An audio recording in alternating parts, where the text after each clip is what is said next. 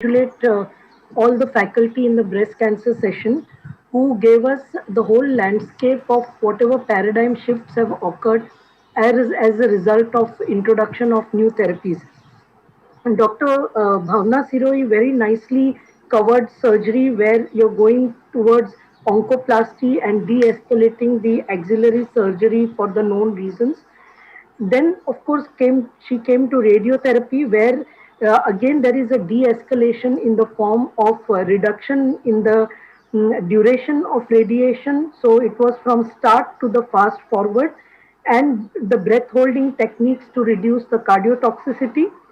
Then, of course, coming to the medical oncology part, of course, it was early breast cancer and metastatic breast cancer.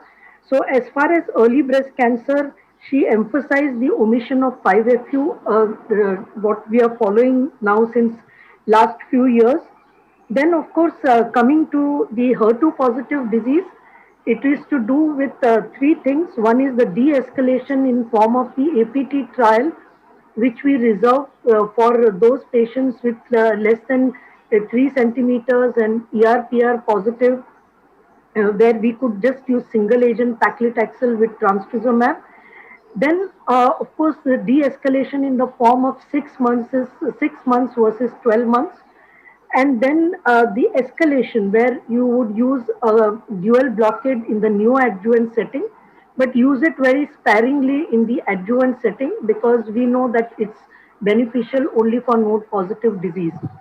As far as the neoadjuvant setting is concerned, two very important studies, one of them belonging to the HER2 positive subset, and that is to do with management of residual disease.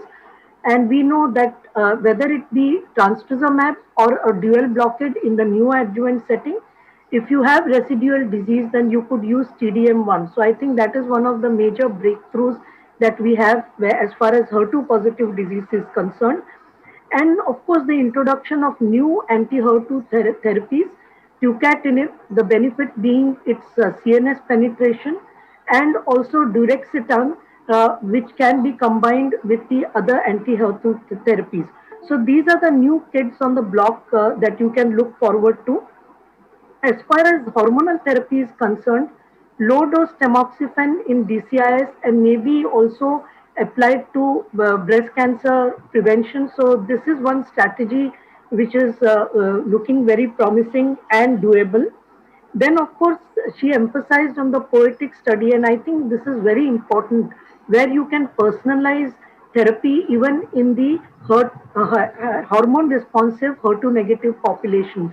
That is looking at Ki67 post neoadjuvant 2 weeks of hormonal therapy, and if it is less than 10%, then one may not require adjuvant chemotherapy after surgery in these patients. The second important thing, of course, in hormone responsive is in the metastatic setting, and that is the introduction of CDK4/6 inhibitors. And there have been so many debates and all, but our panelists very nicely put it that as far as efficacy is concerned, they seem to be the same.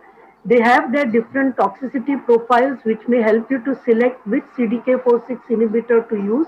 But more important than that, that each one has carved itself a niche. So, for example, abemaciclib, if it is primary endocrine resistance or the unusual circumstances of brain metastasis in these patients, and of course, you have ribociclib for the premenopausal, but many of the panelists stated that they're very comfortable with palbociclib. So, these were some of the things put forward by the panelists, and which are, very important from the point of view of practice. And then comes the PIK3CA mutation, and which can be done either in first line or second line, but used as second line therapy. And you know that you can do it on the peripheral blood. In case that is negative, you use the tissue, and you have alpelisib used along with fulvestrant. And of course, now with the BILIEVE study, you can also use it in combination with the aromatase inhibitors.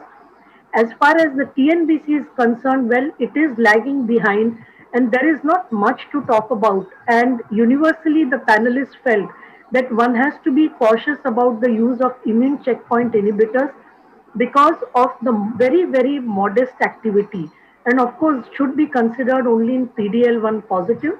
And then, of course, with the advent of PARP inhibitors and doing the HbOC panel, complete panel testing on metastatic TNBC is also opened the doors for the use of PARP inhibitors in this population. You do have some new drugs like sacituzumab govitecan, but that's not for use for us, at least in the near future. So I think with these concluding remarks, I again would like to congratulate the faculty who did a very good job of telling us where to put in all the new developments that have occurred and caused a paradigm shift in the treatment of breast cancer. Thank you.